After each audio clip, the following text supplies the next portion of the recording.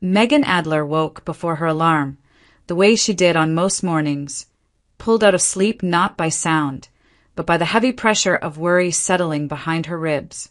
The small apartment in Covington was still dark, its thin walls barely holding in the stubborn cold that crept through every winter.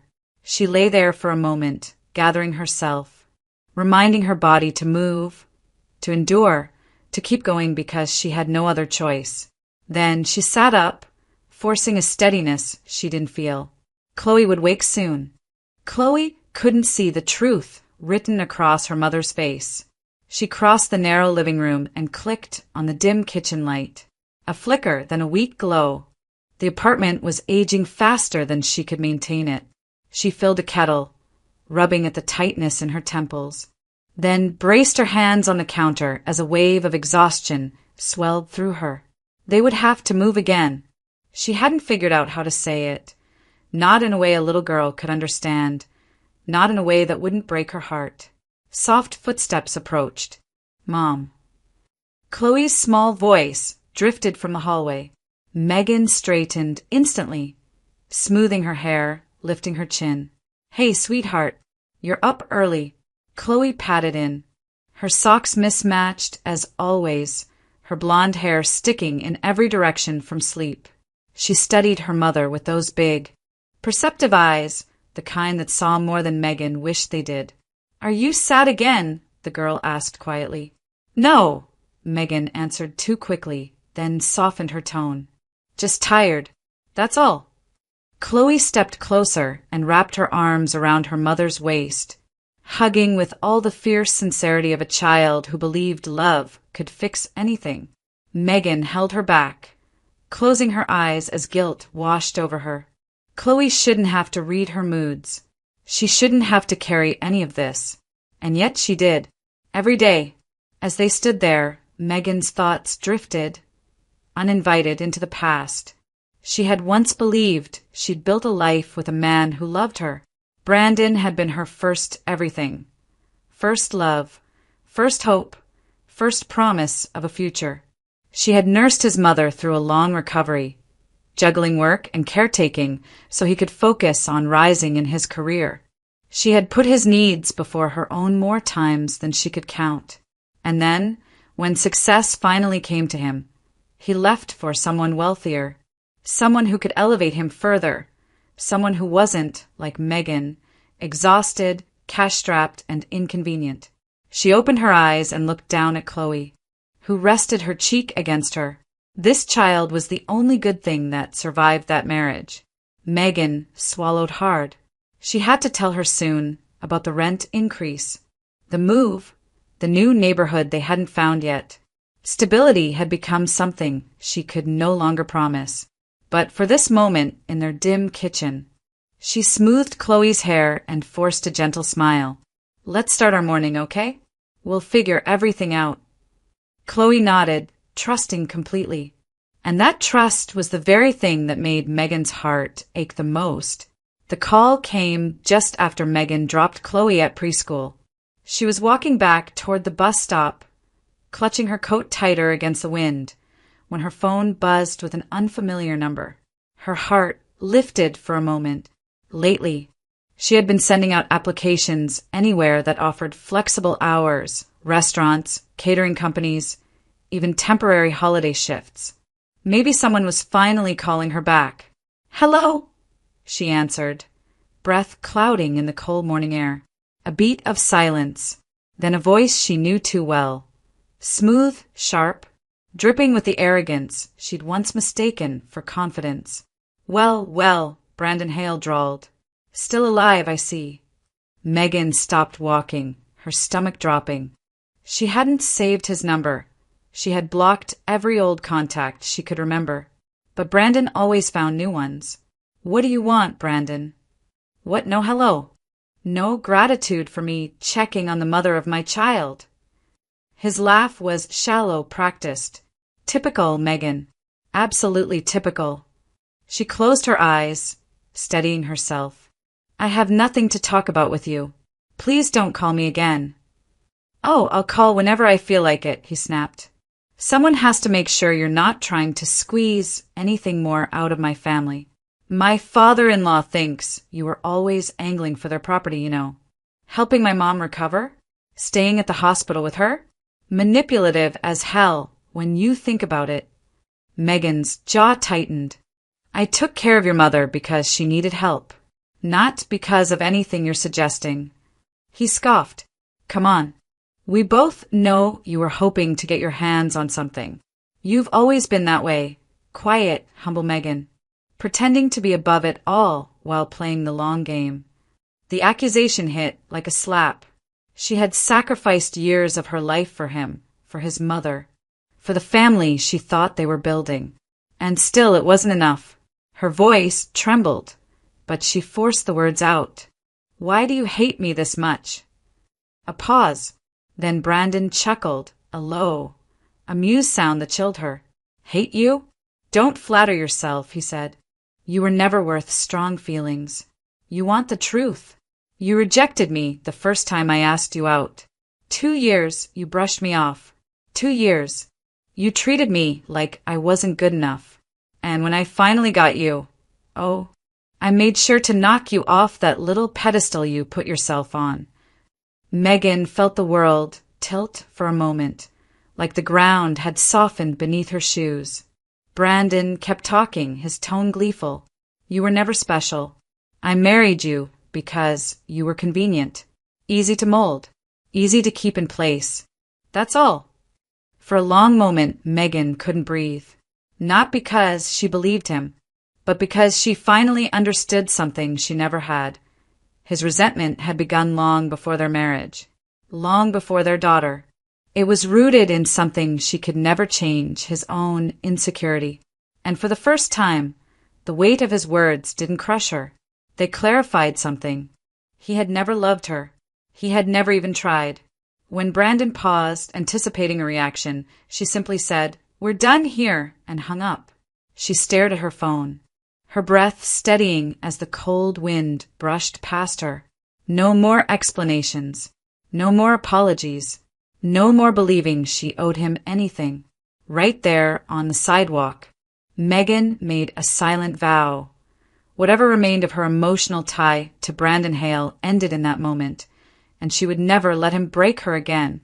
Megan rode the bus home with her hands folded tightly in her lap, staring out the window as familiar neighborhoods drifted by in gray, muted blur.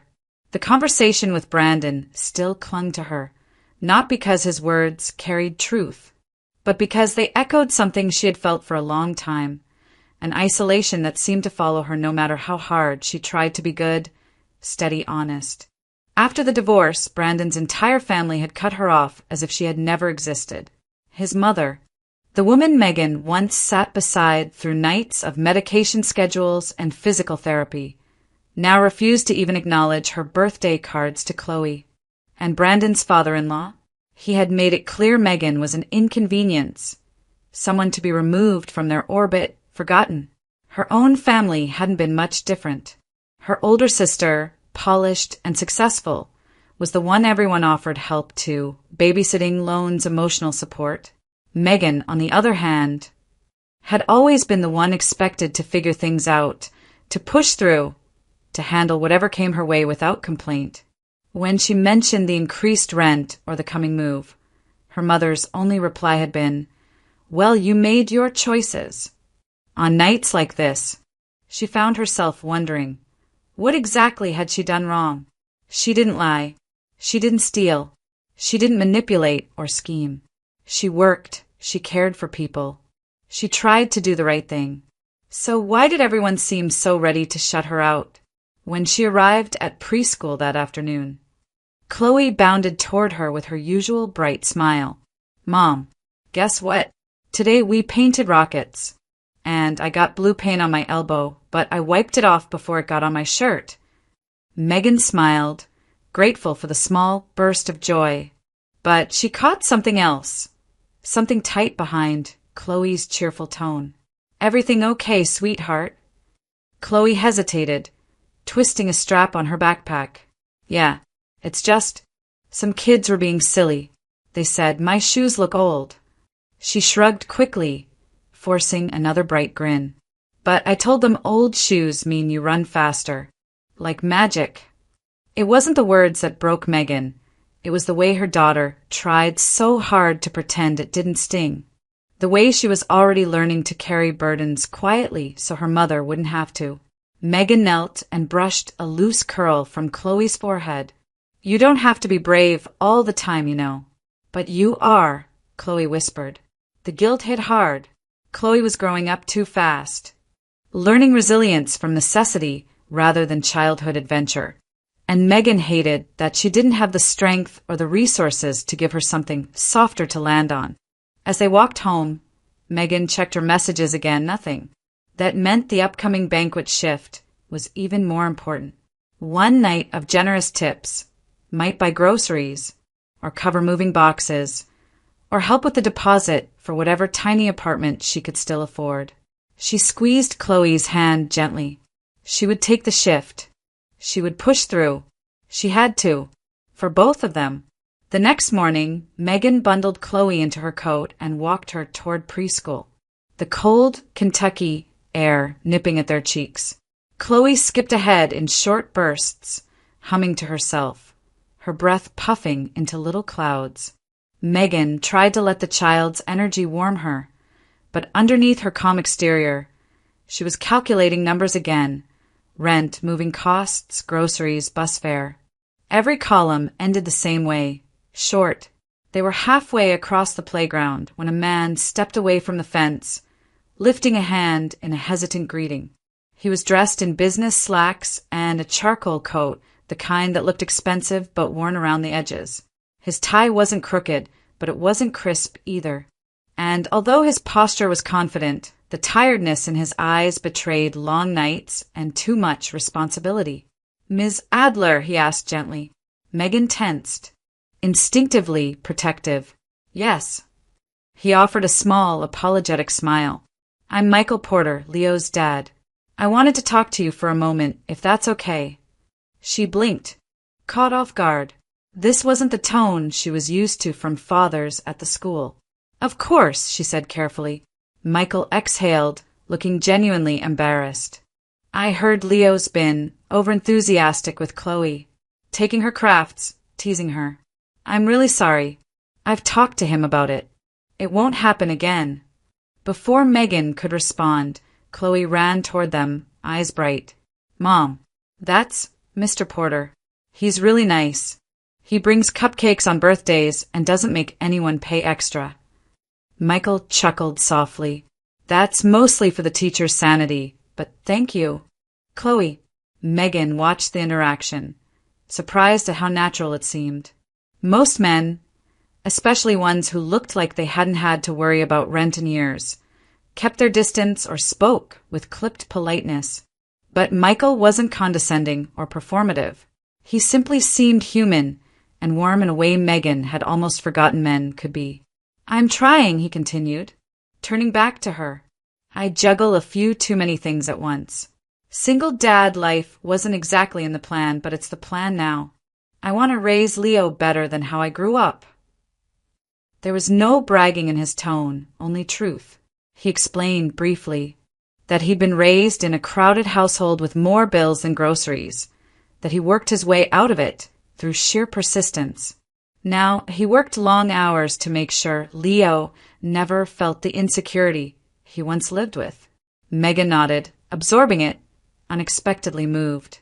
It had been years since a man spoke to her without sharp edges or hidden motives. Years since she'd been addressed with kindness instead of hostility or suspicion. Michael glanced at his watch, then back at her. "If Chloe ever has trouble again, please let me know. I want the kids to feel safe here." She managed a small, real smile. "Thank you. I appreciate that." As he walked away toward the parking lot, Chloe slipped her hand into Megan's. "I told you he's nice," she said softly. Megan didn't reply right away. She was too busy grappling with the strange, unfamiliar warmth settling in her chest, a feeling dangerously close to hope. When Megan returned to the preschool that afternoon, Chloe came bouncing out of the doorway with a paper gift bag clutched in both hands. Her cheeks were flushed from play, her smile wide and earnest. "Mom, Leo said sorry today," she announced proudly. "And he gave me this. He said it's because he took my rocket picture last week." Megan crouched to look. Inside the bag was a handful of small treasures only a child would think to give. 2 stickers, a wrapped candy, and a tiny plastic dinosaur missing one leg. It was nothing of real value, yet somehow it felt like everything, a gesture of goodwill, of innocence of children trying to heal the things adults often made worse. "That was very kind of him," Megan said softly. Chloe nodded. "He said his dad talked to him, and that he shouldn't be mean just because he likes me." She wrinkled her nose. "I still don't think he likes me, but he's nicer today." Her attempt at maturity tugged at Megan's heart. Chloe always tried to spin things toward the bright side, even when the ground beneath them kept shifting. The little girl had learned, far too early, that the world didn't always cushion its blows. Megan hated that, hated how her daughter tried so hard to stand tall so that she wouldn't fall apart. As they walked home, Megan mentally reviewed the evening plans. Their belongings were already boxed, stacked near the doorway of their cramped apartment. A coworker with an old pickup truck had offered to help transport everything for a small fee, far cheaper than hiring movers. Even so, Megan knew the night would be long. They wouldn't finish unpacking until hours past Chloe's bedtime. When they arrived home, Megan reheated leftovers, while Chloe arranged her gift bag treasures on the small kitchen table as if displaying museum artifacts. "Mom, look, the dinosaur still stands if you lean it like this." Megan forced a smile she barely had the energy for. "That's impressive, sweetheart." Inside, the weight of exhaustion settled like wet sand across her shoulders. The call from Brandon still echoed in her bones. The upcoming rent increased clawed at every quiet moment. And yet she pushed herself to keep moving, packing the last blanket, taping the final box, folding the worn clothes they would carry to another temporary place. Tomorrow's shift kept circling in her mind. A corporate banquet, hundreds of guests, high tips if she performed well. Maybe, just maybe, it would help cover the deposit for their next apartment or the growing list of things Chloe needed. As dusk settled over Covington and she hauled boxes toward the door, Megan paused for a brief moment, hands braced on her knees. She was running on nothing but willpower now, fueled entirely by the small, unwavering love of the child unpacking a broken plastic dinosaur behind her. One more night, one more push, one more chance to keep them afloat. Exhaustion pressed down hard, but determination, stubborn and quiet, kept her standing. Megan woke with the dull ache of too little sleep, but compared to the night before, it felt almost merciful. She had managed a few solid hours after the move, barely enough to clear her head, but enough to keep her upright. She dressed quietly, careful not to wake Chloe, then brushed her daughter's hair into soft curls before they headed out into the chilly morning. Today mattered, more than most days. By late afternoon, Megan stood beneath the soaring chandeliers of the Hilton Netherland Plaza in downtown Cincinnati, the hotel buzzing with the restless electricity that always preceded a large corporate gala. Staff hurried past with trays, linens, floral arrangements. The clatter of silverware echoed against polished marble floors. Every surface gleamed. Every expectation was high. Her manager, a wiry man always juggling crises, waved her over. "Adler, your daughter can stay in the children's lounge tonight. Corporate approved it. Keep her out of the main hall. And we're good." Relief washed over Megan like a warm tide. "Thank you. I really appreciate it." "It's fine," he said, already turning away to address another issue. "Just stay sharp. Big night. Big guests. They tip well if you don't trip over them." Megan managed a faint smile, even though nerves fluttered in her stomach. She walked Chloe to the designated kids area, a corner room filled with toys, beanbags, and a small table for activities. Other children were already settling in under the supervision of a hired staff member. Chloe looked around with wide eyes. "Mom, they have coloring books. And a movie screen." "I know." Megan knelt, brushing a hand over her daughter's cheek. "You stay here, okay? If you need anything, tell Miss Karen. I'll check on you when I can." Chloe hugged her tightly. "You're going to do great, Mom." Megan's throat tightened. "Thanks, sweetheart." She slipped back into the main hall, straightening her apron and trying to calm her racing heart. Tonight's tips could mean groceries, part of the security deposit, a little breathing room. She needed this shift to go well, more than anyone around her could guess. As the first waves of guests began to arrive, the atmosphere shifted. Conversations hushed. Supervisors sharpened their tone. Servers spread out like pieces of a well-rehearsed choreography. Megan balanced a tray on her hand, weaving through clusters of early arrivals. The smell of roasted vegetables and expensive wine filled the air. Then the VIPs started entering, executives, partners, wealthy donors, family members. The energy grew heavier, more charged. Employees straightened their posture, forced polite smiles, ready to anticipate the slightest request. Megan inhaled slowly, willing her hands not to tremble. She could do this. For Chloe. For their future. For survival. The night had only just begun, and already the stakes felt impossibly high. Megan had just steadied her tray when a ripple passed through the banquet hall. A subtle shift in posture among the staff, a tightening of smiles. VIP cluster, she thought. Probably another executive family. She turned, and her entire body went cold. Brandon, walking in as though he owned the room, one hand resting on the small of Tiffany Hale's back. Tiffany, immaculate in a silk gown, carried herself like someone who'd never been told no in her life. And beside them, imposing as a shadow, was Gregory Hale Sr., Tiffany's father, the man whose company was sponsoring the entire gala. Megan's throat dried instantly. She forced her eyes down, praying, pleading silently that they wouldn't recognize her in her server uniform, hair pinned back, face drained of color. Hundreds of guests, dozens of staff. They could easily overlook her, but fate rarely took her side. A squeal echoed from the children's area doorway.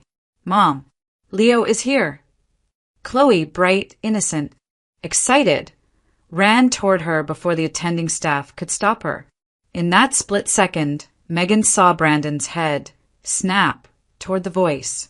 His smile stalled, his eyes narrowed. Recognition struck him like a flame hitting oil.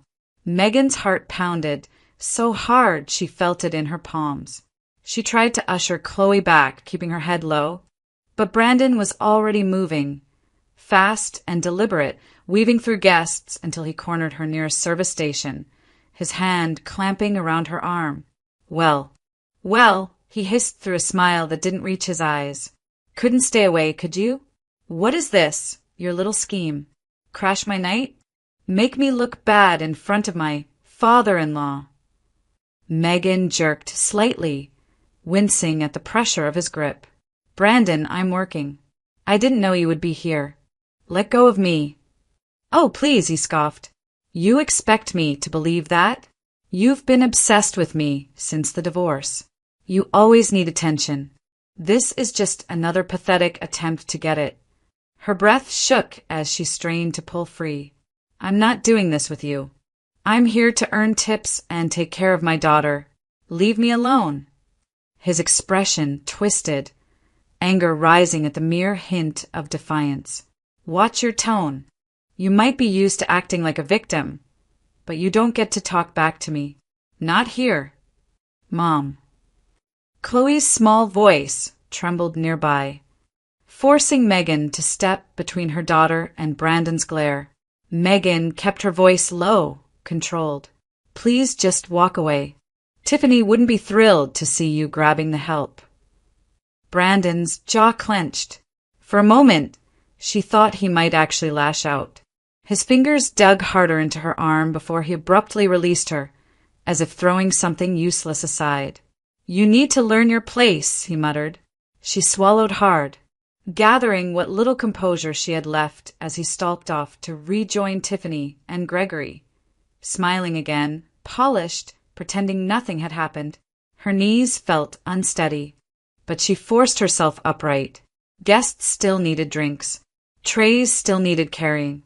She couldn't fall apart. Not here. Not now. Chloe clung to her sleeve, sensing the danger even if she didn't fully understand it. "It's okay," Megan whispered, though the tremble in her voice betrayed her. "I'm okay. Go back to the kids' area. I'll check on you soon." As Chloe hurried back, Megan inhaled deeply, trying to steady her shaking hands. She had survived worse. She could survive this. But the night was already slipping into a darker place than she ever anticipated. When Megan finally earned a short break, she slipped away from the noise of the ballroom and hurried toward the children's lounge. She needed to see Chloe to reassure herself her daughter was safe after Brandon's outburst. Just a quick check-in, she told herself. A minute of peace. But when she stepped inside the room, her stomach dropped. The beanbags were scattered. A handful of kids were coloring. The movie was still playing softly. Chloe was not there. Megan's pulse spiked instantly, hot and sharp. "Where's Chloe?" she asked the supervising attendant. The woman blinked, confused. "She just stepped out a few minutes ago. I thought you'd come for her." Before panic could take full shape, a small voice answered from behind her. "MS. Megan." She spun around to see Leo tugging nervously at the hem of his little blazer. "Leo, sweetheart, where's Chloe?" He swallowed, eyes wide. "She went to tell my dad a secret." The world seemed to tilt. "Your dad?" Megan whispered. "Where?" Leo pointed toward the corridor leading to the private meeting suites. Areas reserved for executives, VIP discussions, contract reviews. Areas where Brandon might be wandering. Areas where small children were absolutely not supposed to go. Megan's chest tightened painfully. Images shot through her mind. Brandon's face twisted in anger, his hand gripping her arm earlier, the way he always weaponized whatever he could to humiliate her. If he found Chloe alone. She didn't let her mind finish the sentence. "Thank you, Leo," she said in a strained voice, already moving. "Stay with the group?" "Okay."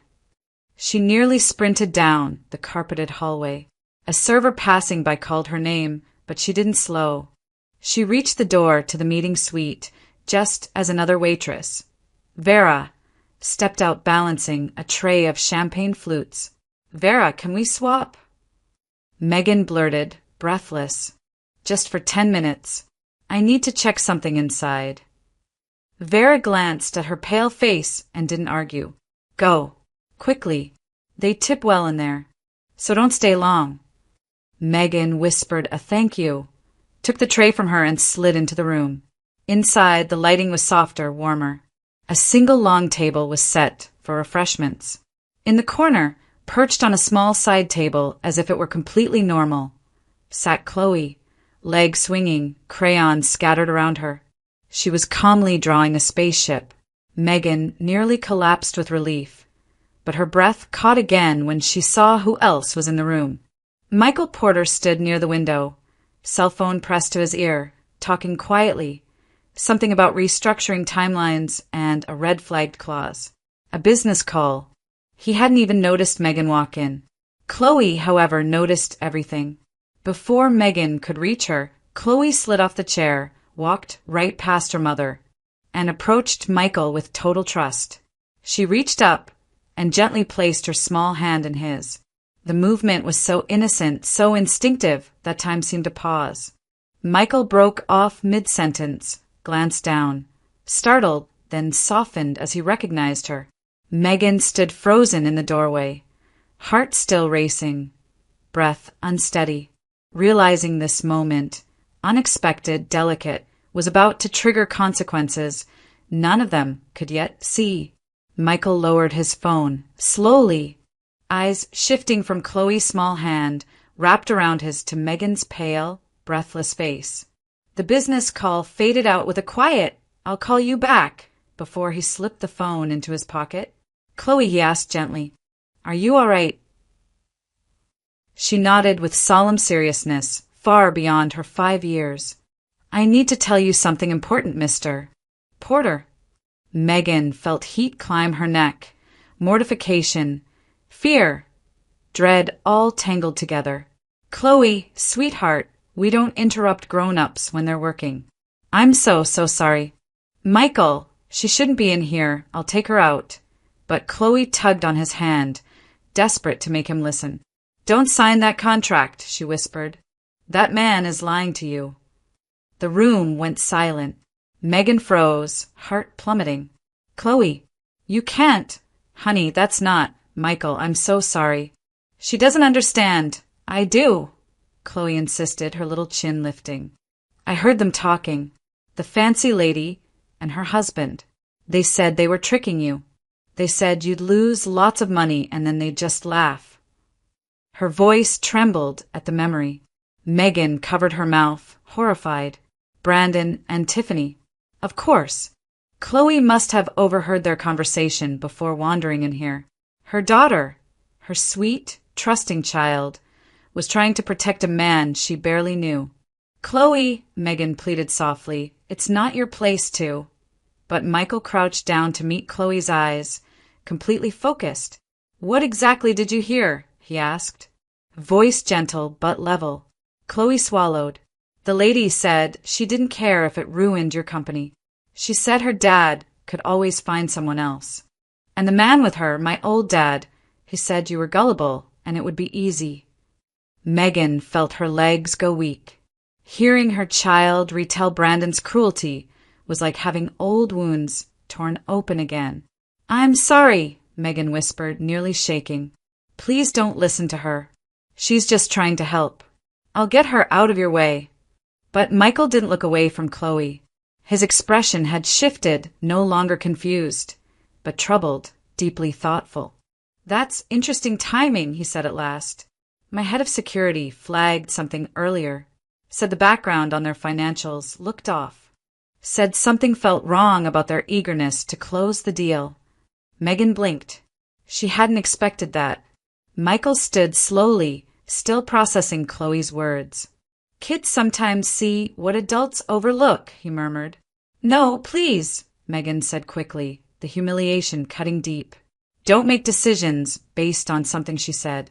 She's just honest," he finished. Blunt and completely unfiltered. He looked at Chloe again, truly looked at her, and something softened inside him. "You were brave to tell me," he said quietly. "Thank you." Chloe nodded, relieved. Then he turned to Megan. "I know you're embarrassed, but you shouldn't be. Your daughter didn't come in here to cause trouble. She came because she thought someone might get hurt." Megan felt her breath hitch, tears threatening. Michael exhaled, the decision settling visibly across his shoulders. "I'm canceling the deal." "What?" Megan whispered. Because she confirmed what my team already feared, and because the integrity she showed didn't come from nowhere." He met Megan's eyes, steady and sincere. "She learned that from you." Megan couldn't speak, not with the mixture of shock, relief, and raw emotion rising in her chest. At that moment, something shifted between them, a fragile understanding built not on romance, but on truth, decency, and a little girl's courage. And the consequences of that moment were about to upend the entire room. The shift had just begun to settle into a steady rhythm again when the atmosphere snapped tight, sharp, sudden, the way a room changes right before a storm breaks. Tiffany Hale stood near the VIP table, one manicured hand pressed dramatically to her chest. Her voice carried just enough to draw attention without appearing hysterical. "My wallet," she announced. "It's missing. I had it earlier. Someone must have taken it." A hush rippled through the nearby guests. Gregory Hale Sr. frowned, instantly irritated. Brandon played his role perfectly: concerned husband, protective son-in-law. Yet his eyes glittered with something Megan recognized too well: satisfaction. The manager rushed over, tying his professionalism together with a fraying thread. Tiffany flashed him a tight smile. "We need your staff checked. All of them." Megan felt dread settle low and heavy in her stomach. It wasn't the first time Tiffany had made something disappear when convenient. And standing nearby, Brandon held her gaze for one triumphant second before turning away, pretending to rejoin the crowd. He wanted this. He wanted her dragged through the humiliation of being searched like a criminal. The manager approached, apologetic but tense. "Megan, could you come with security for a moment? It's protocol. I know you didn't do anything, but we have to follow procedure." Of course this would happen tonight of all nights. She swallowed, nodding faintly. "I understand." But inside she was shaking. Security motioned her toward the hallway. Brandon leaned back in his chair, arms crossed, a small smirk forming as though the universe had finally agreed with him. Tiffany whispered something in his ear, and he didn't even bother hiding his satisfaction. Megan followed security, each step feeling heavier, colder. They opened the door to the staff room, and just as one of the guards reached for gloves, the hallway behind them shifted with the sound of approaching footsteps. Then a familiar voice. "There you are." Megan turned and nearly lost her breath. Michael Porter stepped into the doorway, warm and effortless in his presence, as though the entire evening had been arranged with her in mind. "Megan," he said gently, "I asked you to change for the final portion of the event. My assistant brought your outfit. It's waiting for you." The room went still. The manager blinked. Security froze. Even the guard's gloved hand paused midair. Because suddenly, she wasn't just a server. She was someone the host, someone powerful, spoke to with familiarity, respect, even affection. Michael looked at security with polite confusion. "Is there a problem?" The manager stammered. Mr. Porter, sir, there was an accusation. A guest misplaced her wallet, and protocol." "Protocol?" Michael repeated, his voice cool and clipped. "So, your first step was to pull one of my personal staff into a back room." Megan's eyes widened in shock. Personal staff? He was giving her a shield, publicly, unmistakably. "And no, sir," the manager said quickly. "It's just, well, Mrs. Hale insisted." Michael's expression sharpened by a degree. "Did she now?" Security shifted uneasily. The balance of power had flipped, so, completely, Megan could almost feel the air change. He stepped closer to Megan, his voice low enough only she could hear.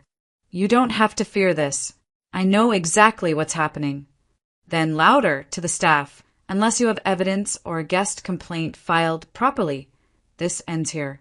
Immediately, the guards backed off. The manager nodded, repeatedly. "Of course. Absolutely. Our apologies, Ms. Adler." Michael offered his hand, not touching her, but inviting her to step out of the room with him. Megan followed, stunned, still trembling, yet held together by the sudden certainty that she was no longer facing this night alone. Behind them, whispers spread. The truth, some of it, was beginning to surface. And Brandon's plan, the one he'd crafted with such smug confidence, was already starting to fall apart. Michael's security team moved quickly once he gave the quiet order. 2 men in black suits approached Gregory Hale Sr.'s table, speaking to him in low, clipped tones. Gregory's expression shifted from annoyance to shock to something dangerously close to fury. Brandon watched the exchange, confused at first, then increasingly nervous as Gregory's face darkened with every whispered word. Within minutes, the head of security returned to Michael with a tablet in hand. "Mr. Porter," he said discreetly, "we've confirmed discrepancies in the Hale proposal. Inflated projections, misrepresented holdings. and a flagged communication between Mr. Hale and an outside partner indicating the deal was intended as a short-term extraction. Megan's breath caught. Chloe had been right. It hadn't been childish imagination. She had heard the truth. Michael nodded once, calmly. "Thank you." But Chloe's former father had overheard enough to panic. Brandon lurched to his feet. "This is a misunderstanding," he blurted, eyes darting frantically from Gregory to the security team. "People exaggerate numbers in business all the time. It's standard. Tiffany's dad knows how this works," Gregory Hale Sr. turned on him with a glare so cold it silenced the entire table. "Are you suggesting I condone fraud?" he asked, voice like steel. Brandon's face drained of color. "And no.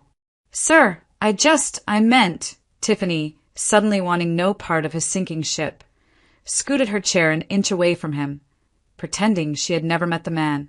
"Dad, I had no idea," she said delicately. Brandon handled all the documents. Brandon's jaw dropped. "Tiffany, you helped." "Security," Gregory snapped. "Remove him." Brandon stumbled as two guards took him by the arms. "Wait, this is insane. You can't just, this is all because of her." He jabbed a finger at Megan, eyes burning with hate. "She's been obsessed with ruining my life since the divorce. She planted the idea. She's manipulating you all. No," Michael said sharply.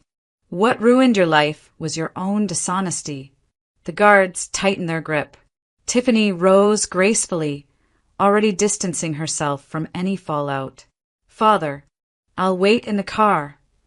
Brandon, however, was not done fighting. "Megan," he shouted as he was dragged toward the exit. "You think this makes you special? You're still nothing." "You'll always be enough," Michael commanded. The doors closed behind Brandon with a heavy, final thud. Silence washed over the ballroom. Stunned, electric, impossible to ignore. Then Michael turned to Megan, his voice softening. "Let's get you ready." His assistant appeared moments later with 2 garment bags, one small, one full length. He led Megan and Chloe to a side room where a mirror, soft lighting, and neatly arranged makeup tools waited.